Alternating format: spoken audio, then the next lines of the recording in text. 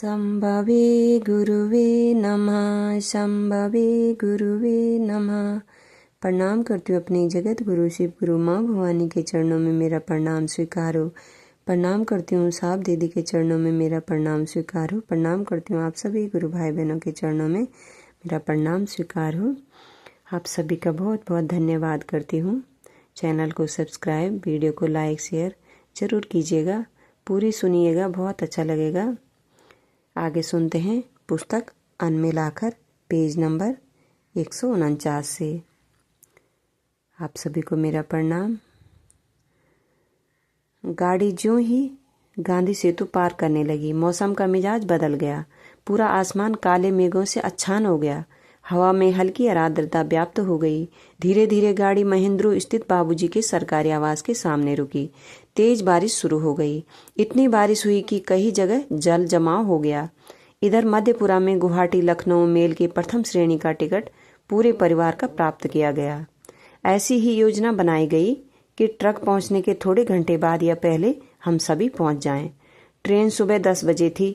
डेरे के सामने सड़क पर विदाई देने का तांता लग गया। स्थानीय थाने की जीप पर सवार थाना प्रभारी और कुछ पुलिसकर्मी, गाड़ियों, टमटम और रिक्शा वालों का जुलूस। स्टेशन तक सभी आए। पैर रखने की जगह नहीं थी।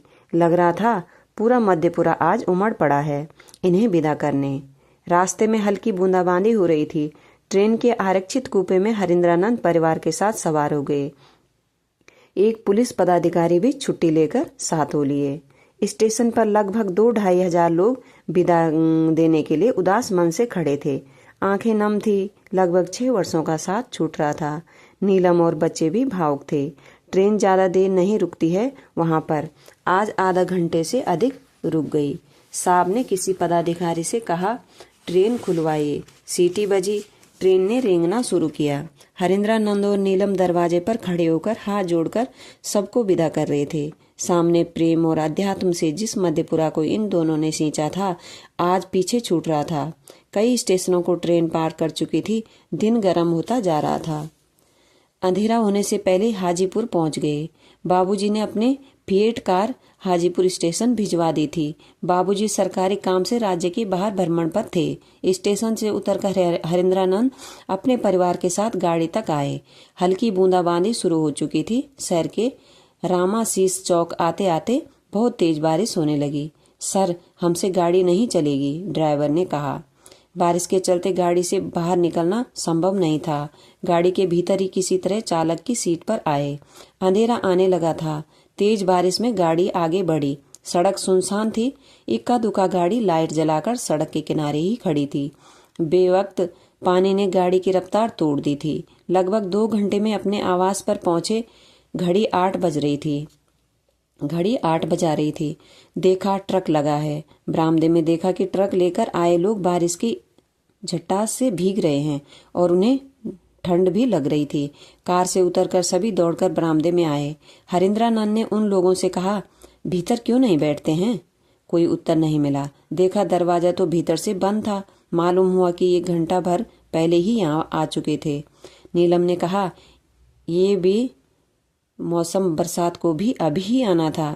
उस पर जगन्नाथ समेत सभी गुरु भाइयों ने संवेद कहना शुरू कर दिया कि दीदी, ये तो सब साहब का ही किया हुआ है। 10 दिन पहले ही इन्होंने मदन बाबू को कहा था कि मैं पटना जाऊंगा तो झूम कर आएगी घटा और टूट कर बरसेगा पानी। अरे भाई, मैं अजीब ही हूँ, मुझको तो याद भी नहीं था, हरिंद्रानंद ने तपाक से कहा। खैर, दरवाजा खुला। सभी ड्राइंग रूम में आए। चाय बनकर आई। कपड़े बदलकर लोग बैठे। दूसरे दिन देखा गया ट्रक पर लदा सामान पूरी तरह भीग चुका था। तिरपाल की छतरी कोई मदद नहीं कर सकी थी। आए लोगों को मध्यपुरा लौटना था। सारे सामान को सुखाने और व्यवस्थित करने के लिए हरिंद्रानंद ने सभी को 4-5 दिनों के लिए रोक लिया। 3 दिनों के बाद बाबूजी भ्रमण से लौटे। रात्रि में शिव चर्चा का दौर चलता रहा। बाबूजी ने हालचाल पूछा और कहा, मैंने तो मना किया था कि पटना अभी मत आइए, बहुत गर्मी है, पर वे किसी की सुनते तो है नहीं। जब देखो तो अपने मन की करते हैं। नहीं बाबूजी, मेरे साहब ने कहा था पटना पहुंचेंगे तो झूम कर बारिश होगी, जबकि पूरे रास्ते में कहीं भी बारिश की संभावना नहीं थी। यहाँ पहुंचते ही ऐसी बारिश हुई कि पूरे मैदान में 3-4 इंच पानी भर गया था। जगन्नाथ ने कहा। बाबूजी ने एक गर्भयुक्त ठाका लगाया। हाँ, तब तो सचमुच ही उसकी भविष्यवाणी खरी उतरी। उसको बचपन से ही भविष्यवाणी वगैरह का शौक था, अभी भी है। हम सब उसको मना करते रहते हैं कि ये सब बंद करो, लेकिन उन्होंने अपनी जिद से सब कुछ सीखा। शुरू से ही हड्डी खोपड़ी घर में लाते रहते और मैं बाहर फेंकवाता रहता था। मैं ऑफिस जाता, इधर चुपके से फिर अपने रूम में लाकर रख लेते थे। अपने श्रद्धेय के बचपन की बातें सुनने में भोला और जगन्नाथ को काफी आनंद मिलने लगा। दोनों कभी कुछ पूछते तो कभी कुछ। बाबूजी उनका जवाब देते नहीं, आगाते। वे दिनचर्या के पक्के थे। वक्त पर खाना पीना, वक्त पर सोना उनकी आदत थी। 25-30 सालों से नौकरी में रहने के कारण उनका जीवन एक विशेष सांचे में ढल गया था। फिर भी आगंतुकों के आतिथ्य में आज काफी देर हो गई। समय का पता ही नहीं चला। रात के 10 बजने वाले थे। माँ बार बार आती और इन्हें गपशप करते देख वापस लौट जाती। संस्कारशील चित्त ने कभी व्यवधान की चेष्टा नहीं की। अंदर जाकर सहायक से कहा, जाओ जाकर साहब से पूछो खाना अभी लगेगा या नहीं। बाबूजी ने भीतर के कमरे में आ रही आवाज सुनकर खाना लगाने को कह दिया। तब तक जगन्नाथ ने कहा, बाबूजी, साहब के बचपन की बातें तो हमने सुन ली, लेकिन कुछ शिव चर्चा कीजिए ना। क्या करूं, बोलो। अपने गुरु सहित साहब दीदी के चरणों में मेरा प्रणाम। आप सभी भाई बहनों के चरणों में मेरा प्रणाम। आज के लिए इतना ही। इससे आगे हम कल सुनेंगे।